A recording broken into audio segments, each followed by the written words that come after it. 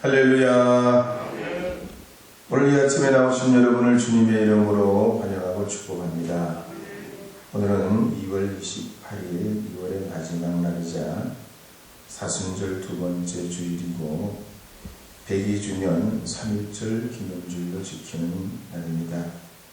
하나님께서 이 나라 이 민족 위에 주의 거룩한 역사를 내려주셔서 우리 힘으로 비록 해방을 맞지는 않았지만 크게는 하나님의 큰 섭리가 약하디 약한 민족 5천년의 역사를 이어올 수 있던 하나님의 그 자비하심이 지난 역사 위에도 오늘 우리 시대에도 이 코로나로 여러 가지 어려움이 있는 때에도 반드시 하나님이 동방의 빛으로 세상에 하나님의 거룩한 쓰임받는 제사장 나라로 사용하시게 될 줄 믿습니다. 이 믿음으로 사순절 이루어가시면서 믿음의 전통에 따라서 금식기도, 작정기도, 특별기도, 그리고 여러분 각자에 맞게 절제하고 회개하는 이 기간으로 삼으셔서 주님의 순환을 묵상하고 새로운 결단으로 살기를 원하는 그런 사순절을 되기를 바랍니다. 그래서 이번 사순절 기간에는 저희들은 2월 18일부터 오는 4월 3일까지 목적이 이끄는 삶이라는 교재로 새벽 기도 시간에 은혜를 나누고 있습니다. 사순절이 끝나는 4월 4일에는 부활절 새벽에 촛불 예배로 드리려 합니다. 하나님께서 우리의 이 사순절 기간 동안 더 큰 은혜가 우리 개인과 교회 위에 나라와 민족과 지역 위에 임하게 하신 하나님의 역사가 있기를 소원합니다. 네, 찬송가 148장 영화로우신 주 함께 부르는데요. 1절, 2절 부르고 간주하고 3절 부르고 하겠습니다.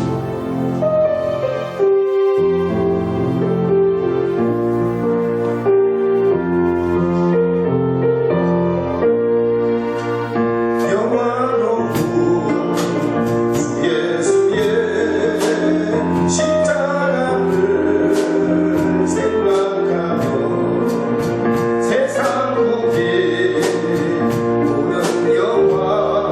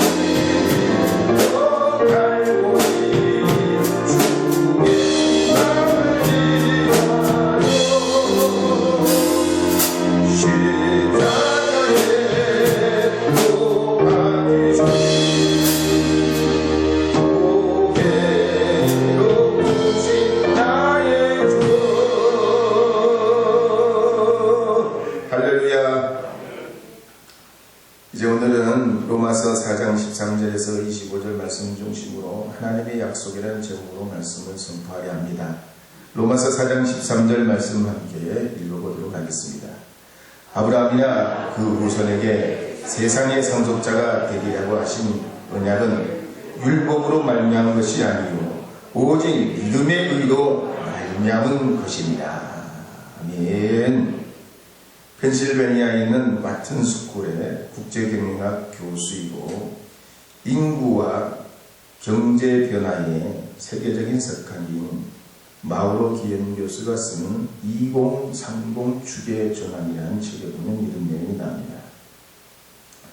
과거에 부강한 나라란 출생률이 높고 일하는 인구가 은퇴 인구보다 많아가지고 사회가 풍요롭고 자가용을 불리고 자기 집을 가지고 반듯한 생활을 하면서 은퇴할 때까지 직업이 보장되는 그런 사회를 말하고 꿈꿨습니다. 그러나 지금은 어떤 세계의 나라도 미국도 일본도 전 세계의 나라가 당혹스러울 정도로 이런 현실이 바뀌고 있는 겁니다.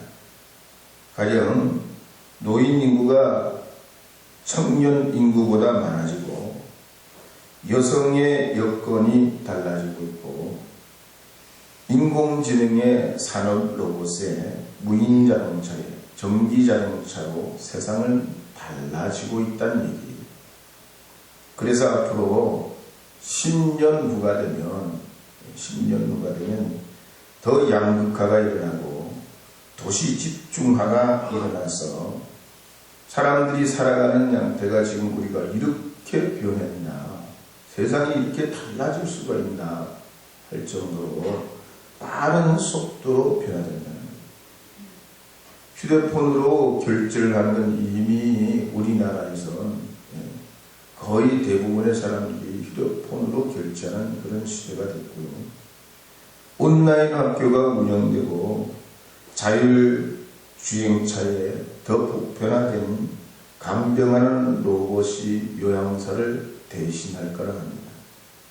특히 이 간병 로봇은 사람처럼 고집도 피우지 않고 쉬는 날도 없고 금전적인 문제를 일으키지도 않고 출퇴근의 문제도 없어요.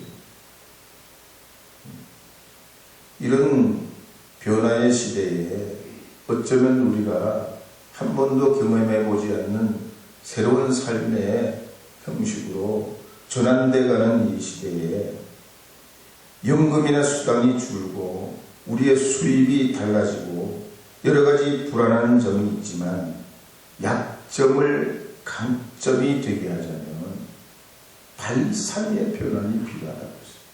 생각의 전환이 필요하다고 했어요. 특히 우리나라는 인구 전력을 맞이하고 있습니다. 일하는 사람이 일 안 하는 노령 인구보다 적어지고 있어요. 경제 규모도 우리가 전 세계 경제 규모에 비하면 너무 작아 스스로 존립할 수가 없어요.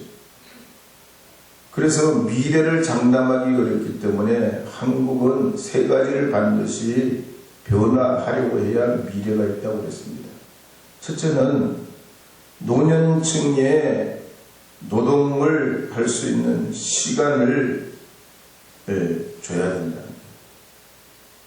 은퇴 세대를 따지고 이렇게 하면 앞으로 우리가 점점 나이 많은 사람들이 이 사회를 이루어가기 때문에 은퇴하는 사람들을 배제해가지고는 나라 꼴이 안 된다는 거예요. 두 번째는 여성들을 우대해야 됩니다. 여성들이 지금 공부를 많이 하고 한국은 다른 나라 사람들보다 여성들의 학력 수준이 높습니다.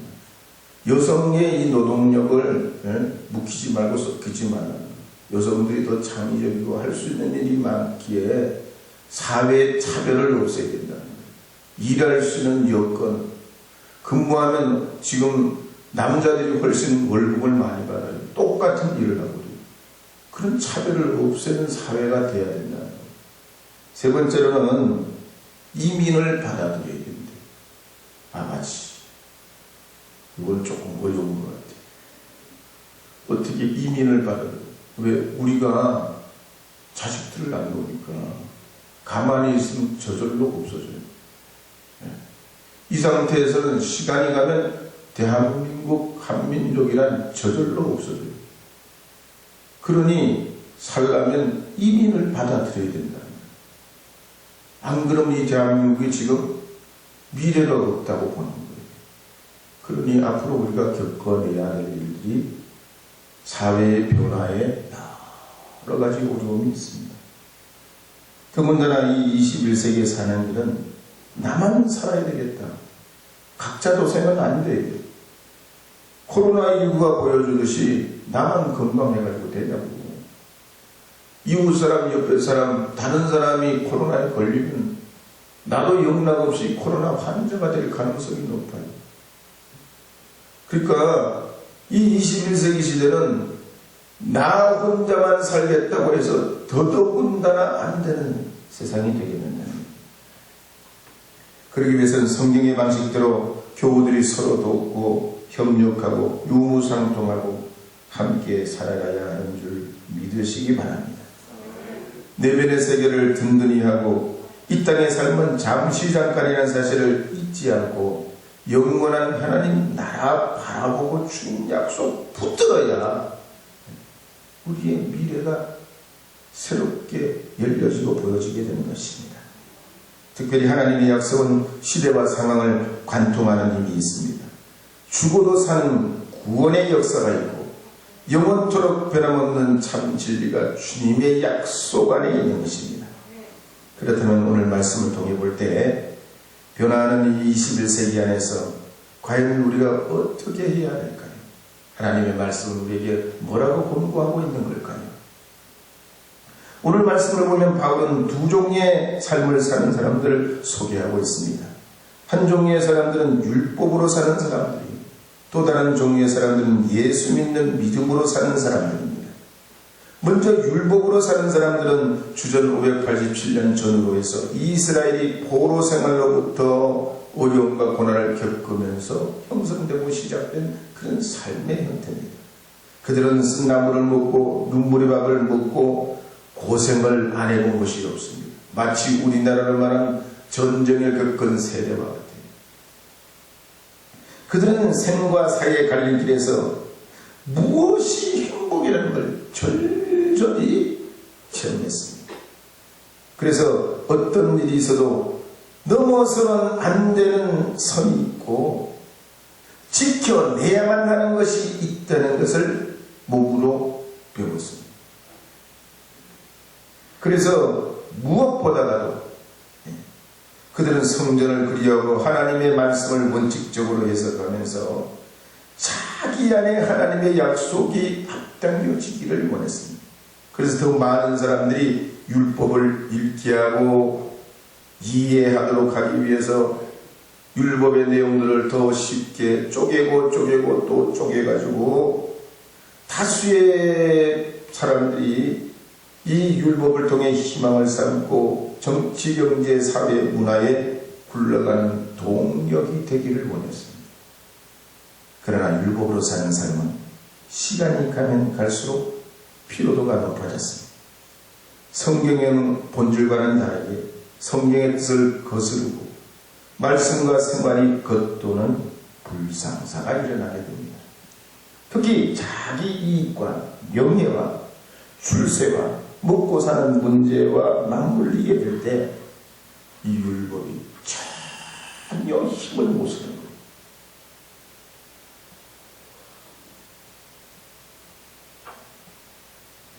희생이 요구될 때일수록 더 율법과는 상관없는 삶을 살 거예요. 그러나 이들과 반대로 살아가는 오직 믿음으로 사는 사람들이 있었습니다. 그들은 예수님의 영향을 받아가지고 처음에는 예수님의 제자를 비롯한 소수에 불과했지만 예수님께서 부활승천하신 이후에 오순절 마가의 다락방 위에는 성령의 불을 받은 다음 엄청난 동력이 생기게 됩니다. 그들은 십자가의 은혜를 따라 자기의 한계를 뛰어넘어 믿음을 가질 뿐만 아니라 부드럽고 유연한 마음을 가지고 보이는 성전보다 모이는 교회를 중심으로 주님의 약속을 대망하며 살았습니다. 그러면서 오직 믿음으로 이렇게 됨을 믿습니다. 우리는 부족합니다. 연약합니다. 하나님 도와주셔야 됩니다. 주님의 보혈의 은혜가 해야 됩니다. 주님 이루어 주셔야 됩니다. 주님 되게 해주셔야 됩니다. 우리 힘이 아니라 하나님의 역사가 됩니다. 성령님 은혜 내려 주시옵소서. 우리만이 아니라 율법으로 사는 사람들에게조차 은혜 내려 주시옵소서. 저들에게 성령의 은혜 내려 주시옵소서. 기도로 갈망했습니다. 율법으로 사는 사람들처럼 너는 안 되고 나는 되는 게 아니에요. 나는 옳고 너는 틀렸다는 이런 이분법적인 정죄하는 신앙에서 벗어났어요. 오로지 그들은 바랄 수 없는 중에 바라고 예수님의 십자가의 은혜로 누구든지 받아들이려 했어요. 이방인도 상관없고 유대인들도 상관없어요. 그리고 자기를 깨뜨리고 믿음의 불쏘시개 되기를 보냈고 가능하다면 자기를 희생하며 예수님의 십자가에 초점을 맞추고 형제 사랑을 하며 자기 분을 냈어요. 이들이 역사에 살아남는 자가 됩니다. 독일의 프랑크푸르트 대학의 신학부 교수인 디터 게오기는 로마서를 연구했습니다. 그리고 이 로마서 안에는 특이한 개념이 있는 걸 발견합니다. 다른 서신서에는 없는 이 로마서에 있는 4가지 특별한 개념, 복음과 믿음과 의와 평화라는 개념입니다. 다른 학자들도 이 로마서가 가지고 있는 독특한 다른 성경에는 나오지 않는 이 개념이 도대체 어디에서 연루됐을까? 바울이 왜 이런 말을 사용했을까? 학자들이 연구를 했습니다. 그래서 헬라어 성경인 70인역에 성경을 샅샅이 뒤지고 그 다음에 바울이 쓴 서신서를 다 몽땅 뒤져서 살펴봐도 도대체 그 실마리를 찾을 수가 없었어요. 예. 복음, 믿음, 의, 평화, 이게 도대체 어디에서 사용된 말인가? 그러다가 결국 이 4가지의 원인이 되는 걸 찾게 됐습니다. 먼저 복음이라는 유한겔리론 말은 헬라 지방 프리에네에 있는 도시의 비문에서 발견됩니다. 그 뜻은 로마 초대 황제인 아우구스투스가 로마 제국을 위해서 태어났다는 뜻으로 유한겔리온, 복음이라는 말을 사용하게 됩니다. 그러니까 이 프리엔이라는 도시는 아우구스투스 로마 황제가 복음이라는 거예요. 그래서 로마 황제가 태어난 9월 23일을 1년의 시작 1월 2일로 지정하고 한 해의 새해 시작을 9월 23일로부터 시작합니다. 이 황제가 태어난 자체가 우주의 새날이고 만물의 시작이고 신의 섭리고 복음이라고 했습니다. 그래서 그 비문에 보면 구세주는 예수님이 아니에요. 로마 황제 아우구스투스, 바로 이 황제가 복음이고 로마 제국의 희망이라고 봅니다. 두 번째, 믿음이라는 말도 로마 제국에서는 황제의 신실함을 믿고 신뢰하고 충성하는 것, 그것이 믿음이라고 봤어요. 황제를 배반하지 않는 것, 이것이 믿음이라고 생각했습니다. 그래서 로마서 3장 22절에서 24절에 보면 이렇게 기록합니다. 함께 읽어보겠습니다. 곧 예수 그리스도를 믿음으로 말미암아 모든 믿는 자에게 미치는 하나님의 의니 차별이 없느니라. 모든 사람이 죄를 범하였으니 하나님의 영광에 이르지 못하느니 그리스도 예수 안에 있는 성령으로 말미암아 하나님의 은혜로 값없이 의롭다 하심을 얻는 자 되었느니라. 그러니까 이 로마 제국이 사용하는 믿음과 기독교에서 사용하는 이 바울이 선포한 믿음의 뜻은 전혀 달랐다는 거예요. 로마 제국 사람들은 황제에게 충성하고 제국 시민으로서 신용과 신뢰를 지키는 뜻으로 사용했지만 바울을 비롯한 그리스도인들은 오직 예수 그리스도만이 우리의 믿음이라고 믿고 고백하고 선포했던 겁니다. 세 번째로 의의 문제도 마찬가지입니다. 디카요시네라고 하는 이 의도 마찬가지. 로마 제국은 이 의를 두 가지 뜻으로 사용했습니다. 한 가지는 저스티아라고 하는 정의의 여신과 황제가 같다고 봤습니다. 곧 황제가 정의라는 거예요. 저스티아의 아들이고 곧 황제가 정의라고 봤습니다. 곧 황제가 의라는 거예요. 또 다른 한 가지 의는 뭐냐면 로마 제국이 다른 민족을 점령하면 그게 의라는 거예요. 잘했다는 거예요. 세상에서 가장 잘했다는 거예요. 제국의 위험을 보이고 제국이 옳음을 보였다는 거예요. 다른 나라를 민족을 집어먹으면 그게 의라고 봤다는 거예요. 그러나 로마서의 의는 그렇지 않습니다. 아브라함으로부터 시작된 하나님의 의는 예수 그리스도로 말미암아 완성되고 선포되는 것입니다. 그래서 로마서 4장 18절에서 24절에 보면 이렇게 기록하고 있습니다. 좀 길지만 함께 읽어보겠습니다. 아브라함이 바랄 수 없는 중에 바라고 이르렀으니 이는 내 후손이 이가 되리라 하신 말씀대로 많은 민족의 조상이 되게 하려 하십니다. 그가 100세나 되어 자기 몸이 죽은 것 같고 사라의 태가 죽은 것 같음을 알고도 믿음이 약하여지지 아니하고 믿음이 없어 하나님의 약속을 의심하지 않고 믿음으로 견고하여져서 하나님께 영광을 돌리며 약속하신 그것을 또한 능히 이루실 줄 확신하였으니 그러므로 그것이 그에게 의로 여겨졌느니라. 그에게 의로 여겨지다 기록된 것은 아브라함만 위한 것이 아니요 의로 여기심을 받을 우리도 위함이니 곧 예수 우리 주를 죽은 자 가운데서 살리신 이를 믿는 자니라. 할렐루야. 반드시 내가 너를 축복하리라. 복음성 강해를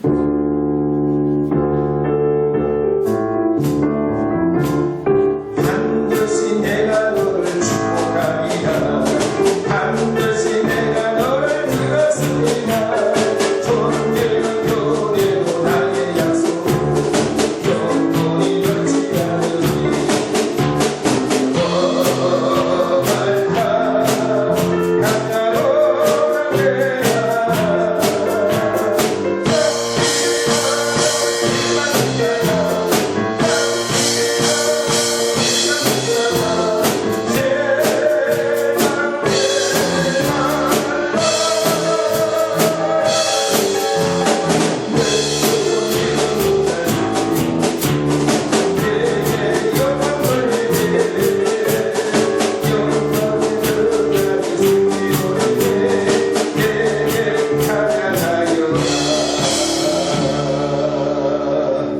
마지막으로 평화도 그렇습니다.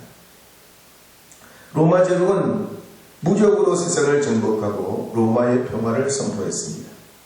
그러면서 로마 황제로부터 이 평화가 기적적으로 제국 안에 이루어졌다고 선전했습니다. 그러나 로마서에 보면 이 평화라는 말은 그렇게 사용하지 않습니다. 로마서 서두에 보면 로마서 1장 3절 4절에 보면 이렇게 기록합니다. 함께 읽어보겠습니다. 그의 아들에 관하여 말하면 육신으로는 다윗의 혈통에서 나셨고 성결의 영으로는 죽은 자들 가운데서 부활하사 능력으로 하나님의 아들로 선포되셨으니 곧 우리 주 예수 그리스도시니라. 로마 황제가 평화가 아니라 그 이유는 두 가지로 말하죠. 영으로는 하나님의 아들로 오신 예수님, 육으로는 다윗의 혈통을 타고 오신 메시아이신 예수님이라. 그러니까 로마 황제가 진짜 왕이냐, 예수 그리스도가 진짜 왕이냐, 이 로마서에는 치열한 목숨 걸고 선포하는 내용이 들어있다는 얘기예요. 오직 예수님만이 우리의 왕이십니다. 예수님만이 참 그리스도인 줄로 믿습니다. 이걸 선포하며 모든 민족에게 이 복음을 증거하고 감당해낼 것을 다짐하면서 로마 제국 앞에 이렇게 선언한 로마서 10장 9절에서 13절 말씀 한 번 더 읽어보겠습니다. 내가 만일 내 입으로 예수를 주로 시인하며 또 하나님께서 그를 죽은 자 가운데서 살리신 것을 내 마음에 믿으면 구원을 받으리라. 사람이 마음으로 믿어 의에 이르고 입으로 시인하여 구원에 이르느니라. 성경에 이르되 누구든지 그를 믿는 자는 부끄러움을 당하지 아니하리라 하니 유대인이냐 헬라인이냐 차별이 없습니다. 한 분이신 주께서 모든 사람의 주가 되사 그를 부르는 모든 사람에게 부여하시거든 누구든지 주의 이름을 부르는 자는 구원을 얻으리라. 결국 바울은 이 말씀 때문에 로마 제국을 반대하는 예수 그리스도의 미신을 퍼뜨렸다는 이유로 로마 제국에 고소되고 참수형을 당하게 됩니다. 바울이 죽은 이후로 로마 사람들이 볼 때 바울은 정말로 어리석은 인간이 미련한 자로 보였습니다. 그러나 바울이 죽은 이후에 로마 제국은 서서히 침몰하기 시작합니다. 반대로 교회는 역사의 무대 위로 떠오릅니다. 오늘날 많은 신자들이 코로나로 슬럼프에 빠져 있습니다. 생활 리듬이 바뀌고 전과 같은 활기가 사라지고 가족들과의 관계도 여러 가지 문제가 생기고 말이 거칠어지고 부부관계가 소원해지고 가까운 사람들의 이야기도 잘 듣지 않게 되고 정서적으로는 깊은 슬픔과 우울에 처하고 하나님과의 관계도 소원해지고 육신의 생각 마귀의 유혹에 넘어지기도 하고 보이지 않는 하나님보다 보이는 물질의 현실에 구세주가 하나님은 보이지 않기는 보이는 물질에 엎드린다니. 성경에 보면 아브라함은 그런 슬럼프가 없었겠습니다. 있어도 여러 번 있습니다. 조카로과 헤어지게 됐을 때도 슬럼프에 빠집니다. 약속받았던 아기가 10년이 지나도 후손이 안 태어납니다. 하갈을 아내로 맞아들이고 이스라엘을 낳고 가정에 불화가 생길 때도 슬럼프에 빠집니다. 약속의 땅 가나안 땅에 흉년이 들었을 때도 그랄 땅으로 내려가 온갖 고초를 겪으면서 슬럼프에 빠집니다. 그런다 이 아브라함의 이 영적 슬럼프를 뒤집었던 놈은 하나님의 은혜예요. 하나님의 은혜라는 말이에요. 하나님 주신 큰 믿음 덕분에 이 아브라함이 바랄 수 없는 중에 바라는 믿음을 가지게 돼요. 하나님의 약속을 믿고 그 명령에다가 자기의 전부를 걸고 살아갈 수 있는 희망을 믿음으로부터 얻게 됩니다. 그러면서 말씀을 따라 동서남북을 바라보기도 하고 하나님의 말씀이라면 100세에 얻은 아들이라도 번제로 바치는 영적 힘을 갖게 됩니다. 사랑하는 여러분, 여러분은 영적 슬럼프로부터 자유로우십니까? 기도가 술술 됩니까? 찬송이 나옵니까? 여러분 하루 온종일 생활, 여러분이 사시는 가정의 사회생활 속에서 주님에 대한 그 사랑이 내 마음에서 차오릅니까? 주님 생각하면 여러분의 마음이 괜히 행복해집니까? 예수님 믿는 사람이라면 누구든지 붙들고 얘기하고 싶습니까? 여러분, 우리의 이 영적 슬럼프를 빠져나갈 수 있는 건 오직 믿음이에요. 믿으신 예수 그리스도밖에 없는 줄 믿고 주님을 통해 나가시는 하나님과의 교제를 새롭게 시작하고 오늘 결단하는 이 아침이 되기를 원합니다. 다 힘들어도 예배에 참석하고 기도하려고 애쓰시기를 바랍니다. 어려운 사람들을 보면 어떻게든 도우려고 여러분의 마음을 새롭게 하고 그들을 위해 짐을 져보려고 애쓰시기를 바랍니다.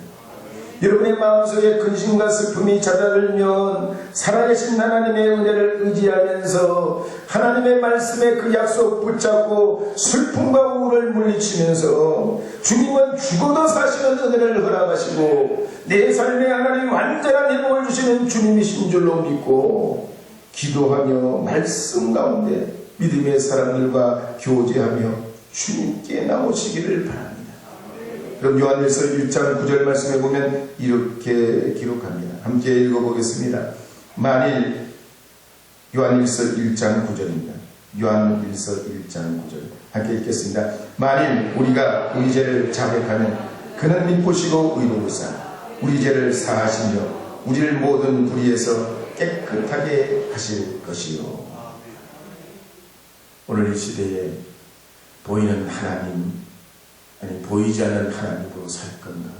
보이는 물질의 세계에 우리의 인생을 걸 건가? 오늘 이 땅의 모든 사람들은 이 두 가지의 테마 가운데 자신의 인생의 선택의 기로에 놓여 있습니다. 특히 이 코로나 시대에 내가 누굴 의지하며 살 건가? 누굴 믿고 살 건가? 누구에게 내 인생을 걸 건가? 오늘 이 아침에 나오신 여러분들께서는 예수 그리스도를 믿는 믿음으로 누구든지 그리스도를 믿으면 구원을 얻으리라. 이 말씀에 여러분 인생을 거시고 믿음으로 살아가는 하나님의 사람들 다 되시어서 천국의 믿음의 길에 나고자가 없는 하나님의 백성들 주님의 자녀들 되기를 다시 한번 축원합니다. 이 찬송가 525장 한번 읽어보겠습니다.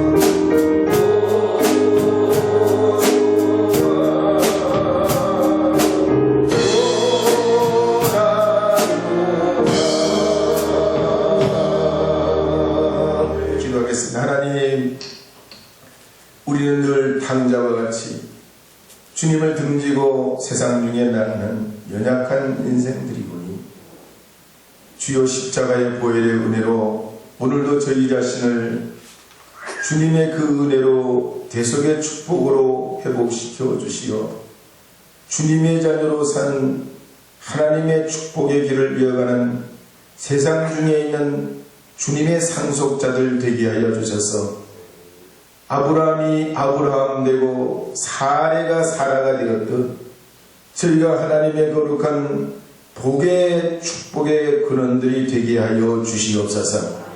각별히 코로나 시대에 우리 우천교회를 하나님 크게 역사해 주셔서 가정마다 자녀들마다 우리 믿음의 형제 자매들마다 주님의 이와 같은 복을 받는 믿음의 사람들이 되게 하셔서 세상의 시주와 흐름에 우리 자신을 맡기지 아니하고 생명과 복음으로 사는 저희들 되게 하여 주셔서 영원한 나라 영원한 축복을 입되어 살아가는 주님의 자녀들 되게 하여 주시옵소서. 예수님의 이름으로 기도합니다. 아멘.